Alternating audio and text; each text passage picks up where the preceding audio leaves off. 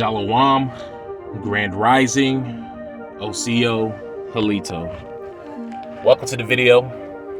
Welcome to the channel. I am your brother Danyala, aka the Copper Collab Original. And before I get started, I want to give all honor and praises and glory to the God of Israel, who is also known as the God of Abraham, Isaac, and Jacob. I also want to give recognition to the Holy Spirit and recognition to Yahweh Shai. Many salutes, much love, much ahab to you brothers and sisters who are keeping the will of our God, who is the God of Israel, to the best of your abilities. So with that being said, welcome to the video.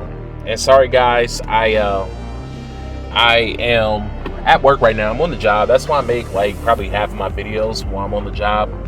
So you're going to hear sounds from all around me, just because I am usually at a warehouse or distribution center where they're, shipping stuff, and there's trucks and everything all around me and unloading my truck. So yeah. So anyways, I'm back again to talk about, fallen angels and, different type of entities, right? Okay. So, in my last video, I made a video talking about that video from Love, Death, and Robots. I forget what the name is called. It's called like the Vaulted Halls of something. But I gave my hypothesis of that movie, that short, and what the creature very well may have been that they depicted in that movie, right? Because I showed you guys the book of Enoch and how Azazel was bound underground, buried. He was taken hand and foot and chained, right? Hand and foot. And I may dive a little deeper into that and correlate it with the Bible in upcoming videos, because I have some more speculations, right, of who Azazel may very well be. But yeah, like I said, I gotta do a little bit more research on that, and when the Most High gives me the green light on that, I would definitely do that. But before I do, though, I want to say this, though. Before I continue on with the video, I want to say this. Everything that I put out and that I teach, it's never 100%, it's never concrete, because I'm always learning, I'm always growing. I do want to say that, I'm not this person. I don't want anyone to look at me as the person with the answer, because the one with the answer is our God, right? I'm just a man who he uses, and sometimes, he gives me the right information, and then sometimes I can be misled by other entities. This is why King David said in his Psalms, lead me not into temptation, because the Most High can lead you down the wrong path, but sometimes that can take you back. It can be used as a learning experience, right? Not everything that bad that happens to you is used as something negative. Only if you want to look at it negative. Some of the things that happen to us negatively can, in the long run, affect us positively, and it was used and meant for us to grow off of. So I don't want everybody to be like, oh well, you said this back then and now you changed your tune, and we're always learning, we're always growing, and that's the point that I'm trying to make. So anyways, I've been doing a little bit of studying, especially the book of Revelations, adding up things. If it's the Most High will, I may have some interesting things to share with you guys that I have picked out of the book of Revelations. I'm really diving heavy into this, and then also the book of Enoch, because I do feel like they're very close together. They correlate with each other quite often, but I don't think a lot of people pick up on it. So and I want to say this: I do not read the Bible nor any book as it being episodic, unless it is history, right? Unless it's a book dealing with history. So like Numbers, for example, that's history. Exodus, that's history. Exodus all the way up until Joshua is history, right? And then a lot of stuff after that, you kind of get dealing with the prophets, the timelines, you do have some timelines in there where you can be like, oh, okay, this was during this king's time, whatever. But then there are some things that are a little bit ambiguous when it comes to the timeline and dealing with revelations. Everything in there, I don't believe is episodic. I don't think that, what you read in chapter 1 is before everything that's in chapter 15. You see what I'm saying? Because that's a book of prophecies, so the book's dealing with prophecies. And when you're hearing about these prophecies, I don't think that they are episodic. I do want to say that. Okay. But anyway, so I want to dive into this, right? Still building off of the whole fallen angel thing and dealing with entities, right? Whether they're gods, whether they're angels, or what have you, demons, whatever. Okay. So we're going to start right here from Revelations 9, verse 1. We're going to start from the top just to give you a little bit of idea of what's going on, right? Okay. So this is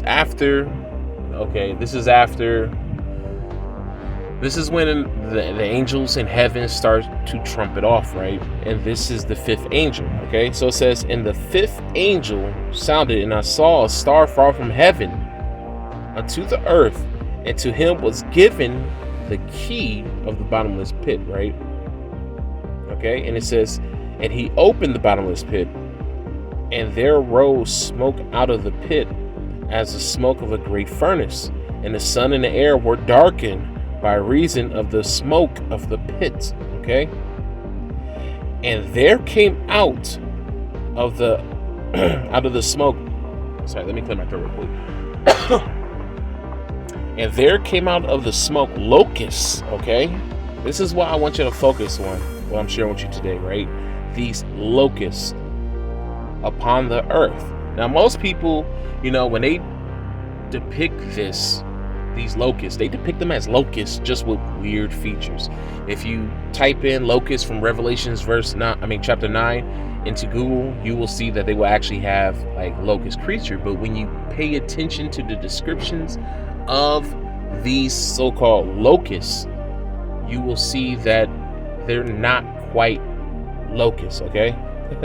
So I'm gonna start from the top on verse 3. It says, and there came out of the smoke locusts upon the earth, and unto them was given power. Okay, to them was given power, as the scorpions of the earth have power. Okay, now what does it mean by that power? Well, we're gonna find out a little bit of what that power may be, right? So verse 4 says, and it was commanded them that they should not hurt the grass or the earth, neither any green thing, neither any tree, but only those which have not the seal of God in their foreheads. So these locusts aren't going to be like traditional locusts, because we know how locusts were biblically and how they are today when they swarm, when they have these mass swarms of like millions of locusts. They eat up anything green, right? But these locusts aren't going to touch, they're not going to harm the earth, okay? They're only going to harm those who do not have the mark of God sealed in their forehead. So you know how, people talk about the mark of the beast? Well, right here we see that the Most High, our God, the God of Israel, has a seal, okay? And this is why, and you can read about the seal as the frontlets in between your eyes. You can read that in the book of Deuteronomy, okay? And I believe that seal is a seal of righteousness. Those who keep, the laws of our God and keep faith and good works, those are those who have the seal on their foreheads, right? Those who are righteous men and women have those seals. I'm just going to say righteous men and women have those seals, while everyone else has the mark of the beast on their foreheads, right? Because remember, the mark of the beast is described as the mark on either the forehead or on the hand, right? I know there's many other brothers out there with their own opinions on what the mark of the beast is, but me, I feel like it's something spiritual. It's a mindset. It's a type of spirit that a person has in them that makes them a mark of the beast. And the reason some people like, well, it has to be something physical because you won't be able to buy or sell. True. If you don't have the mark of the beast, if you don't have that mentality of the beast, you won't be a part of the system. You won't be able to buy or sell because they will probably make you do wicked things in order to buy or sell that we just won't go for. Just like how us brothers and sisters who strive to be righteous, how we don't eat pork, even if it's a delicious looking pepperoni pizza, we won't eat it. Even if it's some scrumptious looking crab legs or whatever, we won't eat it because we have that mark, we have that zeal, we have that seal of the Most High on our foreheads. We try to be righteous. Now, I'm not saying we're perfect. I'm not saying that we're there yet. We have that mark. But I'm saying we're striving to have that. So just imagine the ones who have that mark of the God of Israel on their foreheads. They're not going to bend backwards or bend over to be a part of a society that's going to make you do evil things. So if you are wicked and you don't care about the Most High, and a wicked person doesn't have to be a person out here killing people, poisoning people, doing all this stuff. If you do not love the God of Israel, then you are wicked, okay? And you have that mark on your forehead, right? So, because people always try to make it sound like you have to be this outwardly evil person for you to be considered evil. No, if you do not love the God of Israel and keep his will, you are evil, you are wicked, and you have the mark of the beast of you. So all these people out here who sit here and be like, I'm going to enjoy me some pork, I'm going to do this and that, even though God tells us not to, they have the mark of the beast sealed on their foreheads or on their hands. And the reason why I think it says the hands or the forehead is because the forehead, your head always deals with your mental state, right? We always deal, when we talk about your head, we always see that as where the spirit is, right? That's where your brain is. That's where your mind is, right? And then your hands, the reason why I think it mentions your hand is because that's what we labor with. That's what we buy with. That's what we trade with. That's what we take with our hands, right? So their mind is going to make their bodies, their hands, labor for whatever it is that they want through wickedness. So that's why I think that the mark of the beast is said to be in their foreheads or on their hands, because it takes thought to use action. We know that, like I said, the head always symbolizes spirit and mind, and the hand symbolizes action, physical action, work, trade, to take, to buy, to give. You see what I'm saying? So that's why I think that the mark of the beast is reference to those two areas, right? Because it takes thought to do action through your hand. So anyways, I'm not going to get too deep into that, but as we see, those who do not have the seal of God in their foreheads are going to be the ones that's going to be harmed by these creatures, right? And then to them it was given that they should not kill them, right? So these creatures aren't going to kill these people, but that they should be tormented 5 months, okay? So who knows how long that 5 months is? It could be actual 5 months, which is, I don't know how many weeks that would be, but 5 months, almost a half a year, right? Or it could be a few hundred years. Who knows what time this is talking about, okay? And their torment was the torment of a scorpion when it striketh a man. So this is going to be some painful crap. It's, when you envision it, you're probably envisioning being struck, but this could very well be something more equivalent to a gunshot than to an actual scorpion sting, because this is probably the best way he could describe it, right? Okay, continuing on verse 6, and it says, and in those days shall men seek death, and shall not find it, and shall desire to die, and death shall flee them. So this is going to be torture. And the shapes of the locusts. Okay, so here we go. We're about to describe it, and this is why I brought you guys here, right? Because this is, you'll see. I'm not going to jump ahead of myself. And the shape of the locusts were like unto horse prepared unto battle. So the shapes of these locusts, they were shaped like horses prepared for battle, right? And on their heads were and on their heads were as it were crowns like gold, right?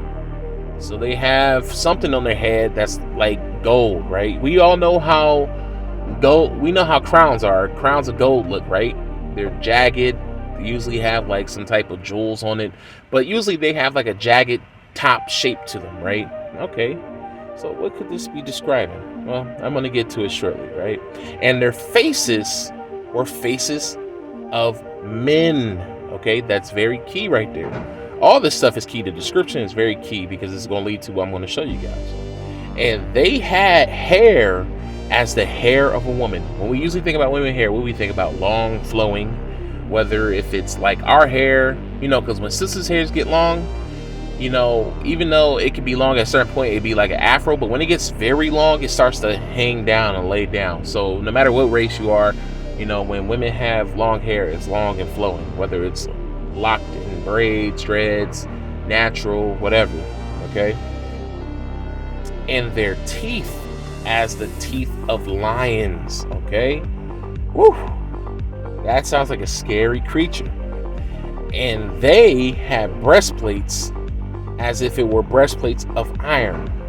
And the sound of their wings, okay, so these things have wings, was as the sound of chariots of many horses running to battle. So these things are going to have thunderous flapping, okay? And they had tails like unto scorpions, and there were stings in their tails. So they had tails like scorpions, and they had stings in their tails. And their power was to hurt men 5 months, okay? So that's where we're going to stop right now. Okay? So yeah, very, very, very interesting, guys, isn't it? The description of this creature, right?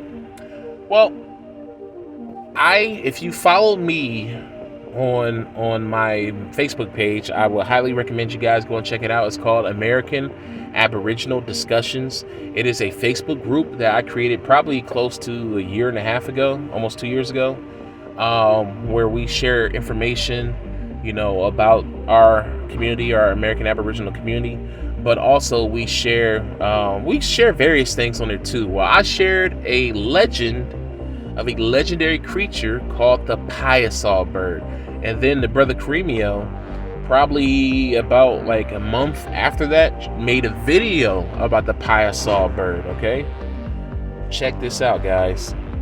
Check this out. Look at this. Now this thing right here is called the pious bird. The pious bird, guys. Okay, this thing was rumored to have hunted down and eaten our ancestors who lived in the Ohio Valley area, right? This creature was rumored to have lived in the cave in Alton, Illinois, right? That's in the Ohio Valley area. This thing, for many years would hunt and eat our people, snatch them right off boats while they're fishing in lakes, all types of stuff. They said this thing was as big as, they said that this is how big this thing was. They said that this thing was so big that it would snatch bison. It will snatch bison and take it back to his cave and eat bisons alive. That's how big this thing was. So this thing had to be bigger than a bison, right? But remember the description that I read to you. The description of that thing said to have a crown on its head as of gold, a gold crown. Look at the horns of this thing.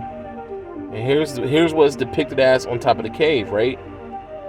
It's depicted to have, because this is what it would do. It would attack our ancestors while on the boat.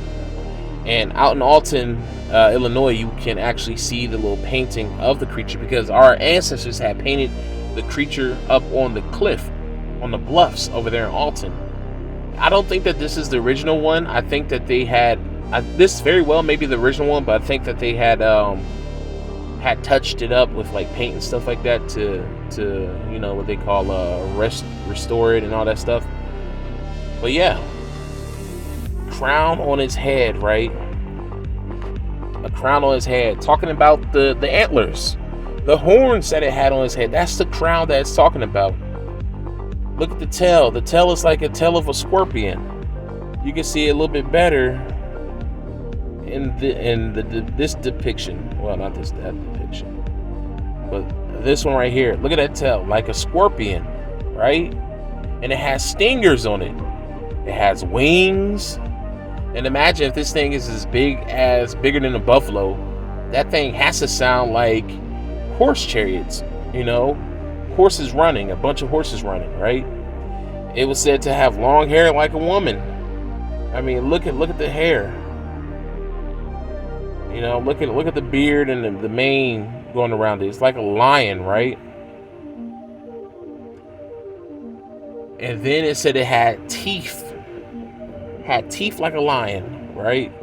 Look at the scary teeth. This is a good depiction right there. Look at the scary teeth. Okay? And it had a face of a man. Look at that. And they said it had a body of a horse. A body of a horse. This was these locust things that are coming out to attack and torture people. Now, isn't that interesting though? Right? And see, my wife, when I was talking to her yesterday about this, she was like, see, this is where those stories of griffins come from. Maybe this is where the stories of griffins come from. Maybe these creatures existed and maybe they were in the outside world at one point in time and then they were locked away. And I have a theory that they were locked away, and I'll get to that in another video, y'all willing, but yeah, this is this creature described to a T. Let me know if you think that I'm reaching, but I think that this is accurate. And the reason why I say that is because this creature, what does this creature look similar to? It looks very similar to a cherub. And when Cremio had made a video, I responded to his video saying, this could very well be a rogue cherub. Maybe these beasts, these locusts that were released, during this prophecy, maybe these are very well some type of angelic creature. If you read in the book called The Divine Pymander, it talks about how cherubs are very aggressive. And that there are angels, a certain angel who has to tame them and keep them away from each other because they're very aggressive towards each other. Okay? Now, I'm not saying that these things are cherubs. They could very well be fallen cherubs. Who knows? Because there are other angels. There's another angel that's down there in that bottomless pit, right? We see that angels are put into pits under the earth, okay? These could very well be cherubs, or these could very well be other type of angels, because we know, according to scripture, and the video that I shared with you guys last week, that there are different types of angels. There isn't just one type of angel.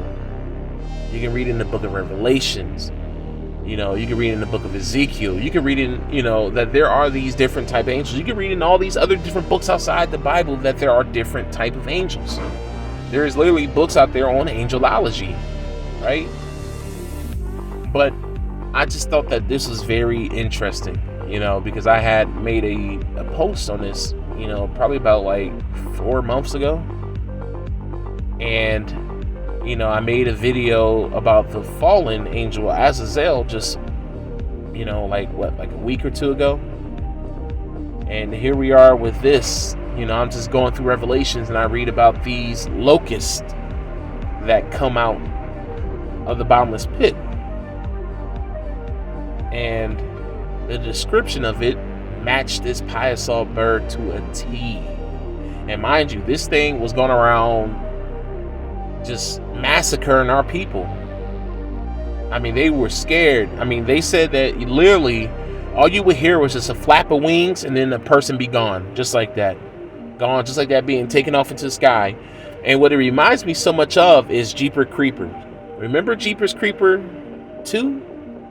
When those kids were on the bus? Remember that beginning episode? Remember the beginning of the movie? Where the young boy was in a cornfield?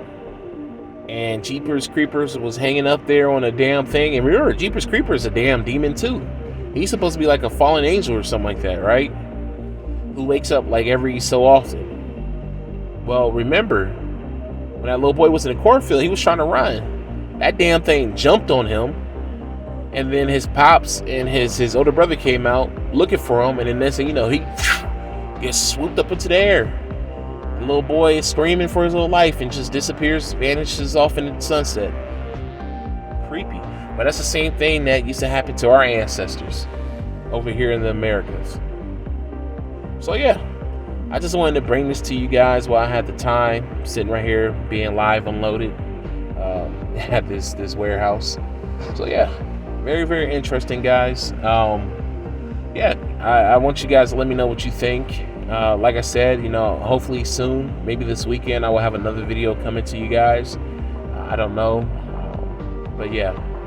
Anyways, I hope all is good, all is well. I pray that the power of Israel blesses you all and keep you all. All right, shalom. Hey, shalom, guys. I'm back real quick. I did want to put this in the video. I had forgot to talk about it when I was filming originally.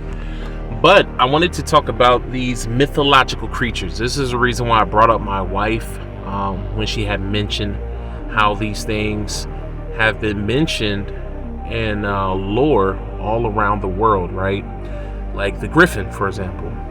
And also this right here called the manticore, right? Now, look at the depiction of the manticore. Does it not look very similar to what was described in scripture in the book of Revelations? Doesn't it not look just like the very same pious bird or pious bird that I just showed you guys? I mean, look at this. Look at the manticore, right? Like, that's, I mean, almost identical.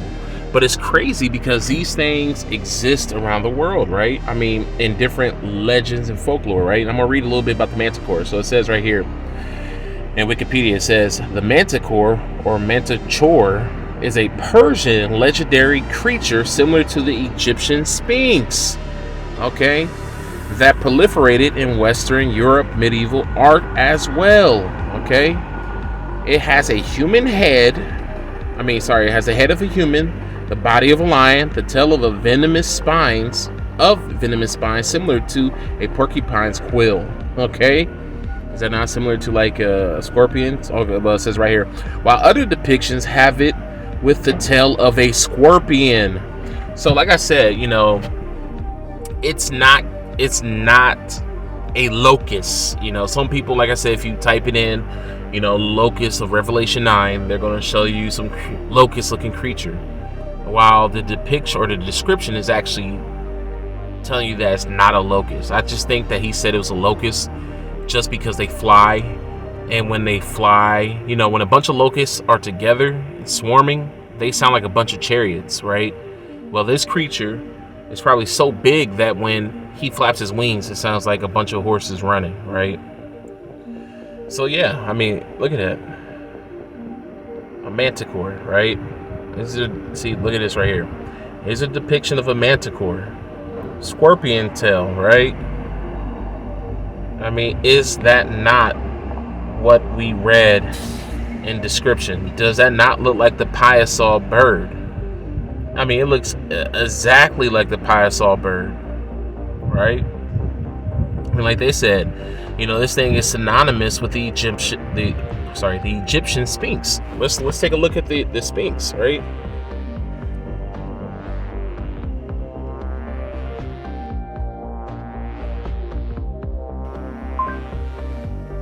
According to Wikipedia, the Great Sphinx of Giza is a lime. And allegedly, I think the manticore and the Egyptian sphinx were like, they would eat each other or they would mate with each other, something like that, right? But look at the sphinx. It has a human head and an animal body and wings and so on and so forth.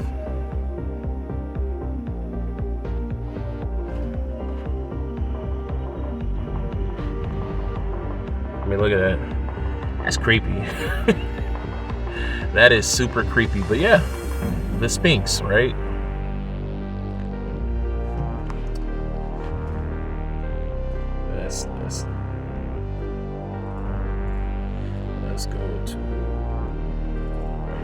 pious bird. I mean, is that not, you know, is that not the same? I mean, the description. I mean, why is it that this creature is spoken about in legends, all mythology and legends all around the world? Like Bigfoot, I don't think that it's just a coincidence, right? I think it's because these things actually existed at one point in time. I think at the time when these creatures existed, I mean, very well may have been up until modern times, honestly, because our ancestors who dealt with the pious bird, I mean, they could not kill this damn thing. If you go and read about the pious bird, I mean, this thing had its way with the villagers. I mean, they would shoot arrows at it, and it would do nothing to the damn thing. I mean, this thing would just massacre people. I mean, it's not like he was going through massacring entire villages and stuff, but you know, it'd be like a few people out on a hunt or out fishing, and he comes and swoops. They shoot the arrows at him. There ain't nothing they can do about it. He flies off with his victim. You know, so yeah, I just wanted to show you guys that, you know, that this so-called pious bird looks exactly like how those locusts are described in Revelation 9, and that, you know, this lion teeth, hair of a woman, you know, wings, a crown, all this stuff, this type of like hybrid looking animal man creature thing is spoken about in many different mythologies around the world. It's not just here in America, it's all around the world. All of them have this mythology, right? So yeah, I just wanted to share this with you guys, that I don't think that the pious bird is a fake creature. I don't think it's a made up creature. And I think that this whatever this pious bird is, I think that this creature is just one of many that are down in the bottomless pit. You know, maybe this thing, it wasn't captured. You know, maybe it wasn't put in the pit like all the rest of them. Maybe it, I don't know. I don't think it escaped from the pit, but you know, I think that these things were moving about, probably especially a lot during Enoch's time. You know, because another thing is that these creatures could very well be the creatures that were mixed and mingled by the fallen. Remember, you read in the book of Enoch that the fallen were teaching the humans all types of abominable things, right? And it said that they sinned against the birds and the beast, you know, alluding to them manipulating animal genetics and making hybrids. You know, these things could very well be hybrids between humans humans and lions and birds, or what have you, you know. So I just thought it was very interesting. I just wanted to share this stuff with you guys. So yeah, this time I'm gonna let you guys go. All right, take care, shalom, and may the power of Israel bless you all.